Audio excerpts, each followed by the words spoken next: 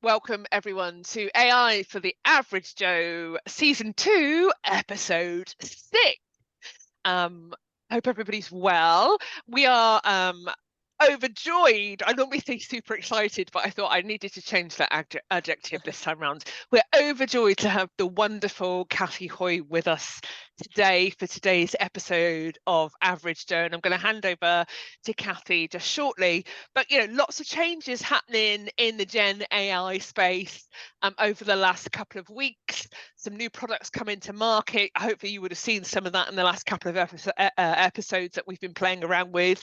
But it feels like there's a real acceleration around bringing products that do something different to the market. So if you've tried something new or you've had a win in AI, Gen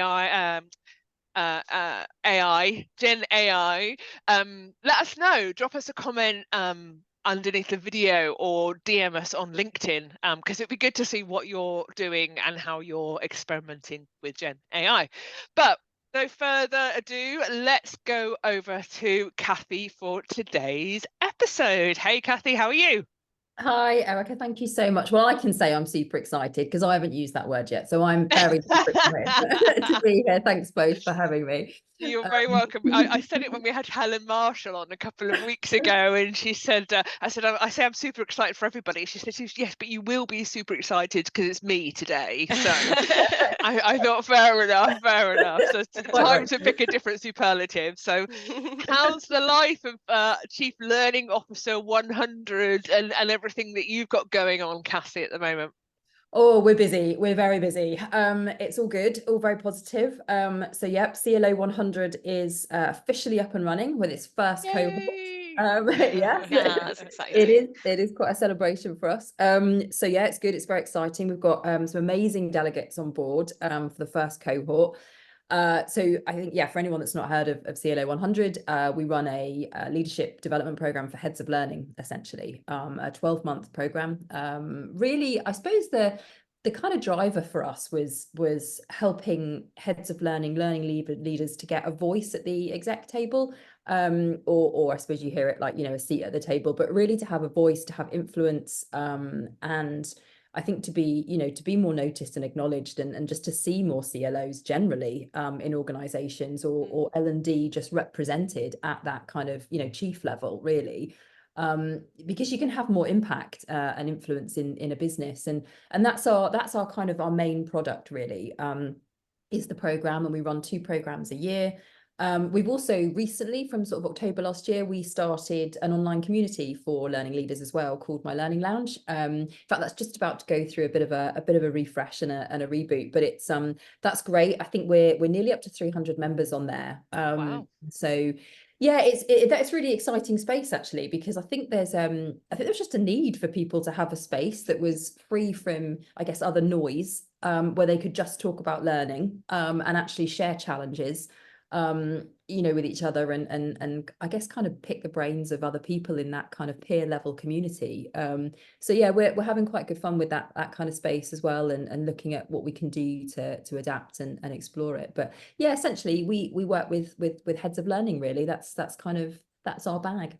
Yeah, amazing. And I've seen kind of people attempt these kind of programs, but I think what makes you guys different is you've been in that CLO role and you truly do understand and empathize on the challenges that people in that kind of senior L&D or talent type space face, really, because it's almost the squish between the exec and the operation at times, isn't it? Those kind of roles, which can be, I totally burnt out when I sat in that kind of role at Virgin. So I think you've seen different kind of learning functions or organizations attempt to support at that level, but I don't know if it's ever been authentic, whereas your program feels really authentic, I think.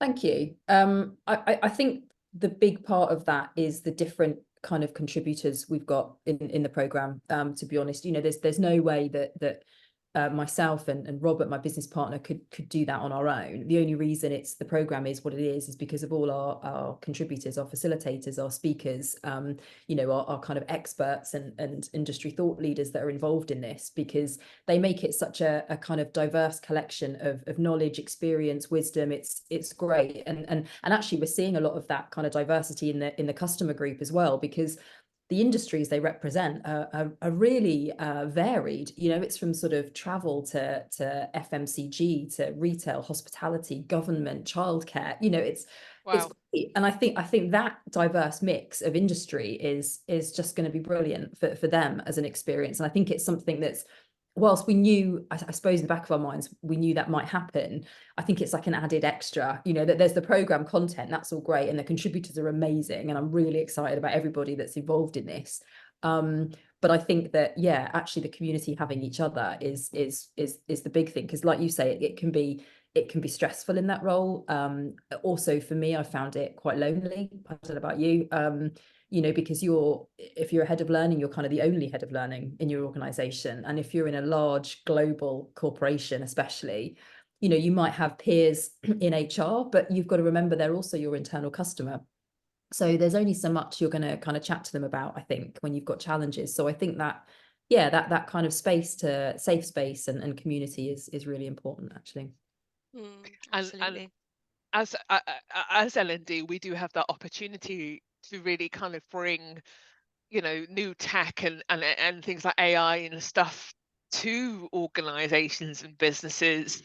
Obviously Hayley and I, as you know, really like to dabble around with stuff, but I think I'd love to hear kind of your narrative around how you've used Gen AI to help you set up your business and your marketing and reaching out to these, senior L&D folk and your messaging. I mean, it's a really nice case study, I think, that you can bring to today's episode regarding that.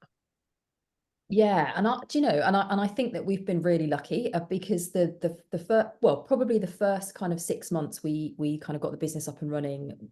Okay, obviously I'm not saying AI wasn't around, but it wasn't around like it has been in the last sort of 6 to 8 months, right? It's just gone crazy lately, and which is brilliant for us. But for a new business, particularly, or a small business, I just think AI, for me at the moment, I translate it into efficiency.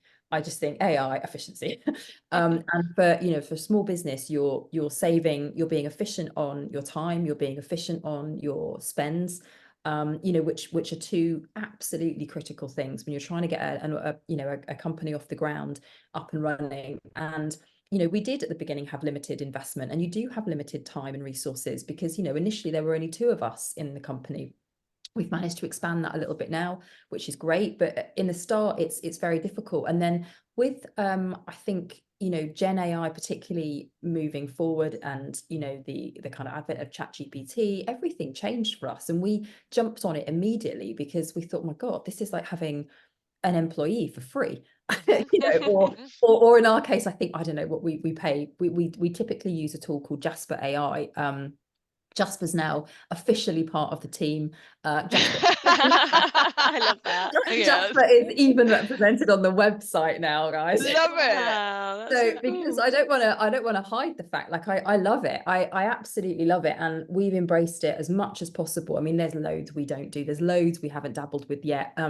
But honestly, for us, I think we're using it for improving marketing messaging. We're using it to kind of analyze data that we get, because it can look through data a lot quicker than I can.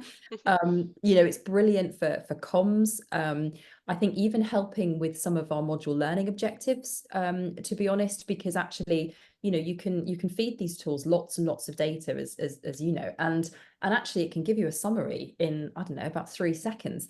And it takes us quite a while to kind of compute and take all that information, absorb it, and go, okay, so how do I want people to think? How do I want them to feel? What do I want to do? And actually, you just tell Jasper to do it, and Jasper does it, and it's brilliant. So we're using it in that space. We're using it or I'm using it personally. If I write articles, I have to admit, I'm not at the point yet where I use it for content creation, and I'll tell you why in a moment. But I do use it for curation.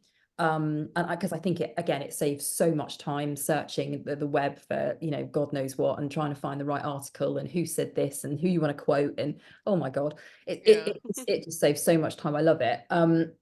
We use it for graphic design as well. I can kind of share some examples of that. Yeah, great. And I think that, I mean, for the creation bit, I think I suppose at the moment I'm still not sure from scratch that it will write something the way I want it to be written, and I feel like that's possibly actually more me that needs to learn how to get better at using the tool, to be fair, because I'm pretty sure there are people out there using it for content creation absolutely brilliantly. I tend to find, for me, it's easier to write something and then ask Jasper to improve it. And then I feel like my voice is in there. I feel like I've added the context I want to add. You know, I'm actually kind of giving it the essence of what I want to say, and it definitely improves. You know, I have a tendency to, you know, write as I speak, which, you know, can be helpful sometimes, but actually when you're writing a professional paper, or you're, you know, trying to get an art series of articles out, then actually, you know, you could sometimes do with a bit of help. So use it for that a lot. You know, AI as well, and not necessarily Jasper, but other tools are really good for, again, you know, as a new business, it's something you think about. People ask you for headshots when you're doing, you know, I noticed your LinkedIn. love that, Erica. I messaged you last week. I was like, AI'd your headshot, and Do you know, it's like, it can be really expensive getting things like that done. And again, as you're, you know, as a kind of a new business, you just don't want any added expense. And to be honest, you know, I have done professional headshots in the past, and I hate my photo being taken. And actually the thought of there being a tool, and I think for that we used Sector AI. And again, you kind of upload like 25 images of you, and it will give you just different variations of your images. So you actually give it some even headshot pictures you've had taken, you know, and its advice is, you know, give us images from the last 2 years only, which makes sense.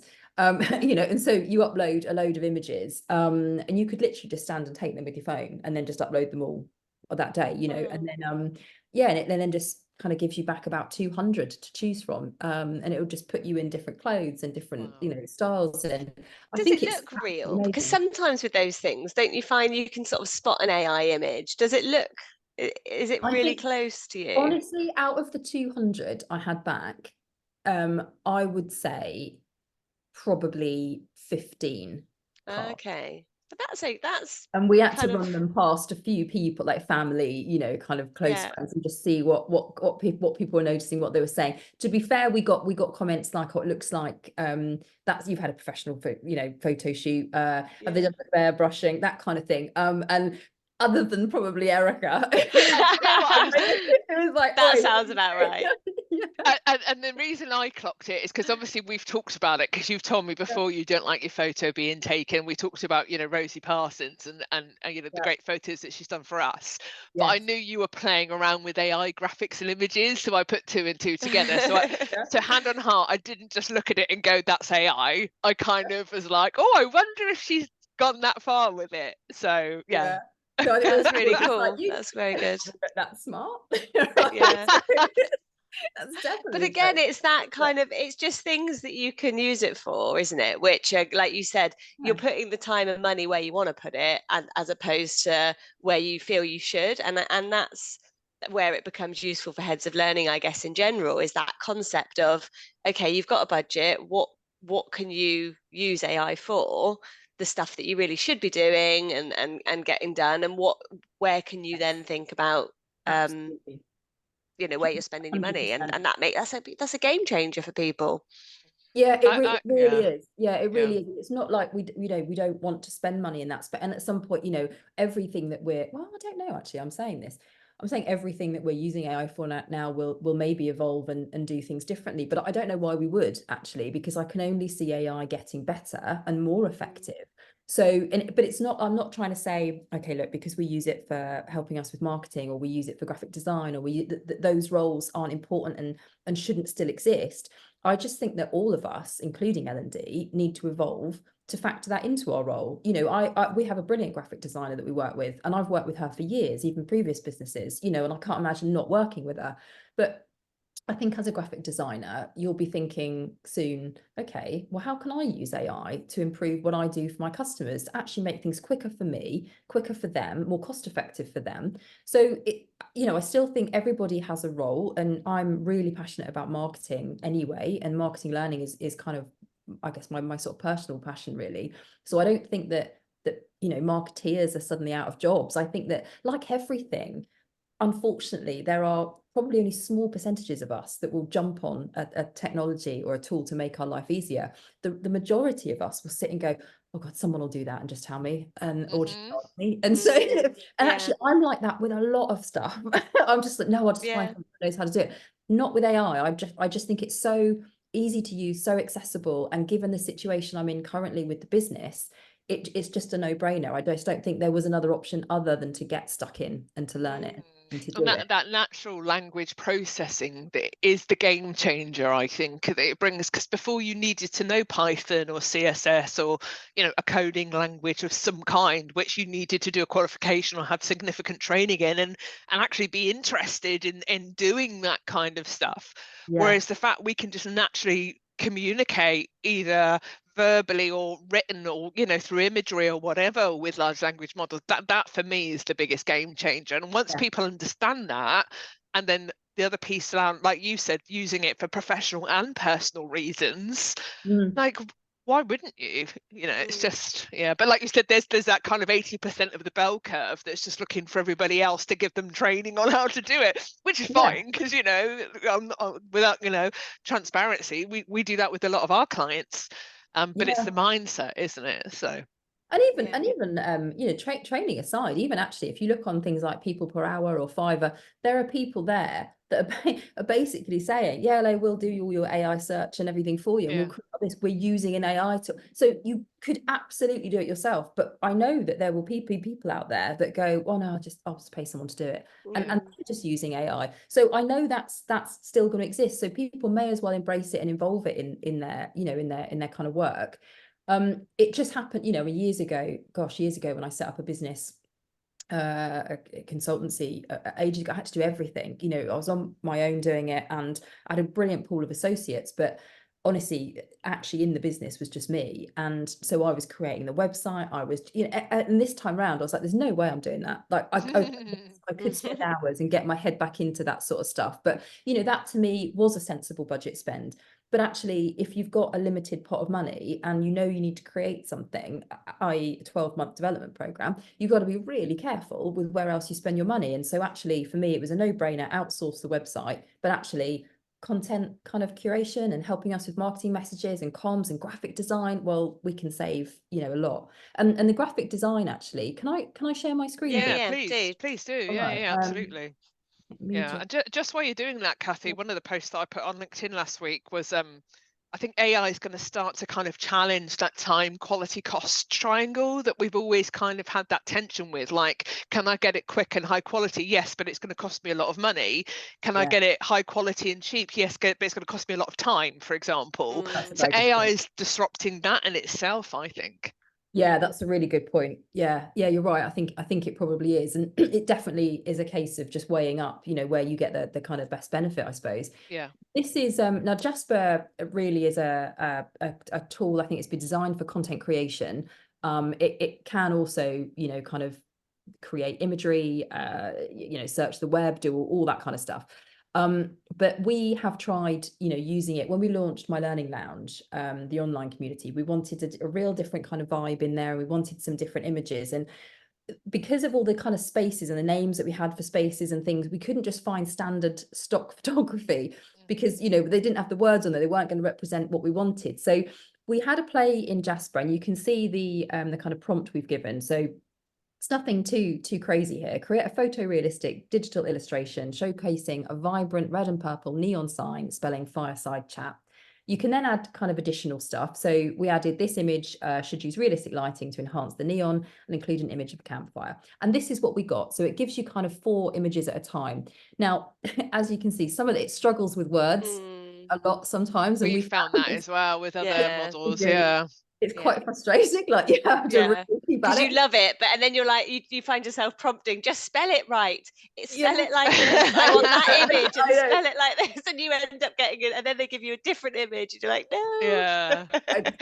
It takes forever. It does take a lot of patience. I don't have a lot of patience. Luckily, Robert does. And he kind of stuck at it, and he got us some brilliant imagery. But you know, even if you, I mean, I'll do it now actually, because if you do it again, you're going to get, this is what I love. Something different, right? Yeah.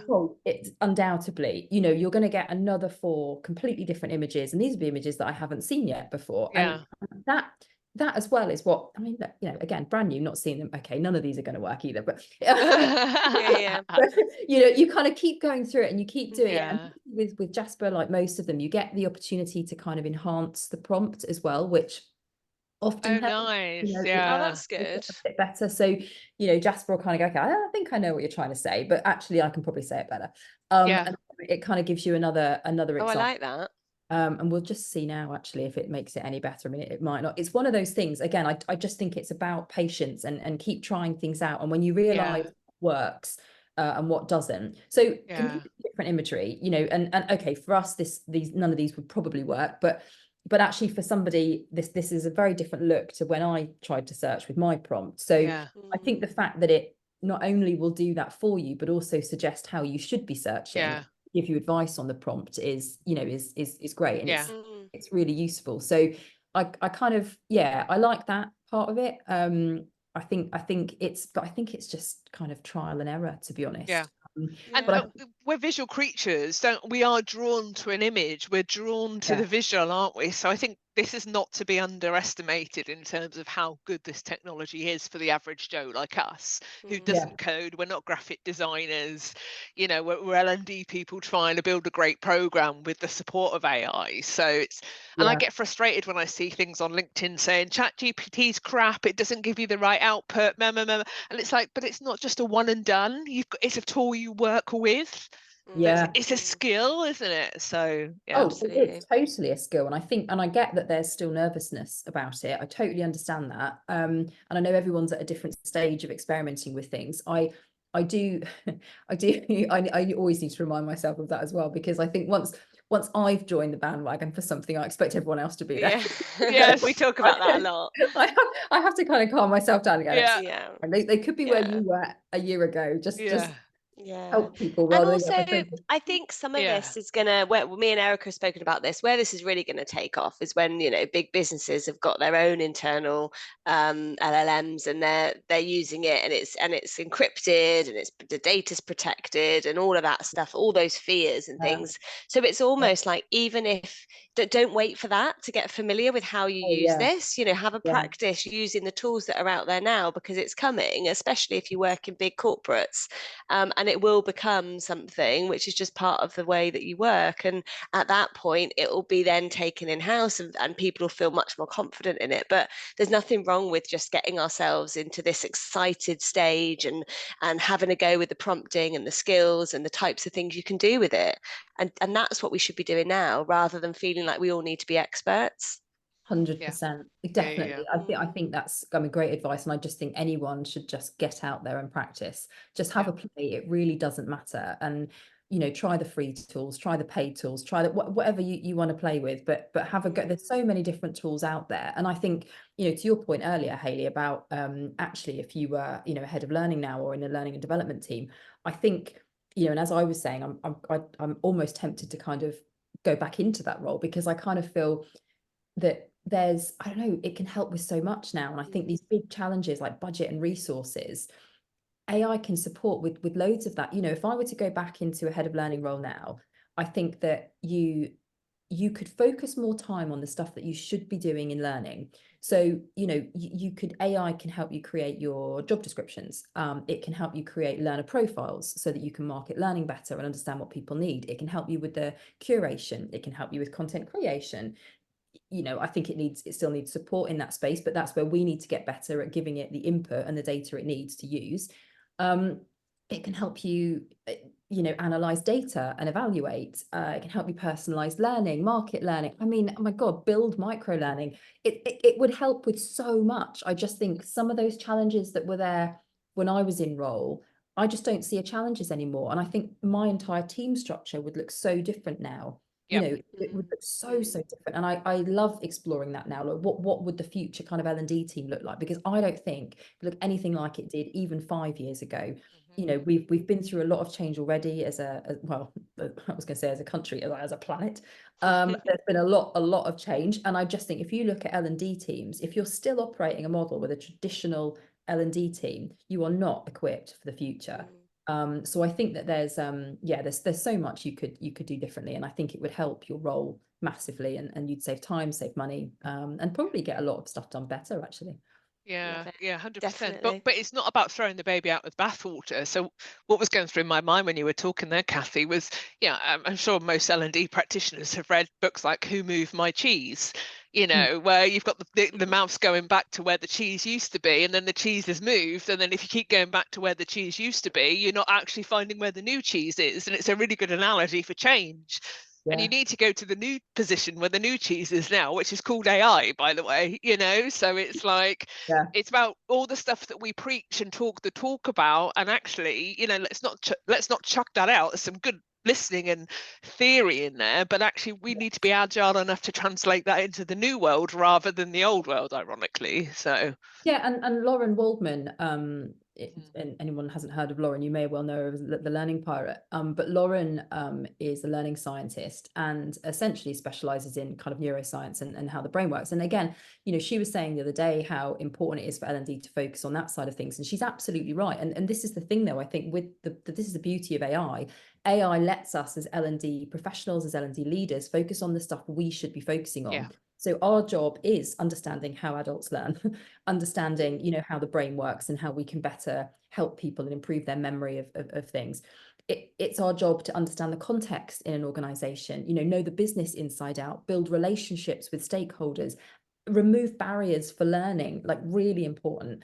That's what we should be doing. And we can't often get on with doing that because we're doing all this other fiddly stuff and kind of admin-y stuff. And that's where I think we can, get AI to help us. I mean, it can help us with, I don't know, taking large amounts of data in the organization and, maybe using that to identify performance gaps, which will give us an idea of the skills gaps in the organization. For example, like loads of people are focusing on skill gap at the moment and skill gap analysis and creating skills frameworks and skills matrices at the moment.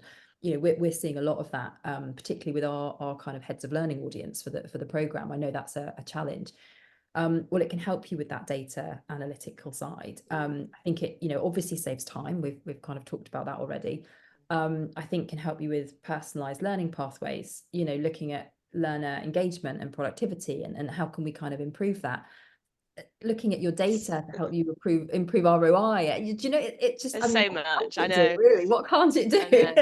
and we're just at the beginning, and I love your passion, Cathy, and it's so exciting that you're bringing this actually out there for other heads of learning, because not only have you got this passion, you're not keeping it in one organization, you're going to be sharing it amongst many, and I think that's going to have a big impact going forwards. Now, there's so much that you brought to us today, so thank you very much for that, and I absolutely love chatting to you about it all as well. Yeah, absolutely. No, thank you. Cathy, if people are interested in learning more about the CLO 100 leader program, CLO program, or just connecting with you or having a conversation, where can they find you? Absolutely. So LinkedIn, please feel free to connect on LinkedIn. But yeah, if you're interested in the Learning Leaders Program, then just have a search for CLO 100 and I'm sure we'll pop up. Fabulous. Brilliant. Okay. Thank you so much for your time today. And thank you for those watching today's episode. And there'll be another one coming up very shortly. Thanks very much. Thank you.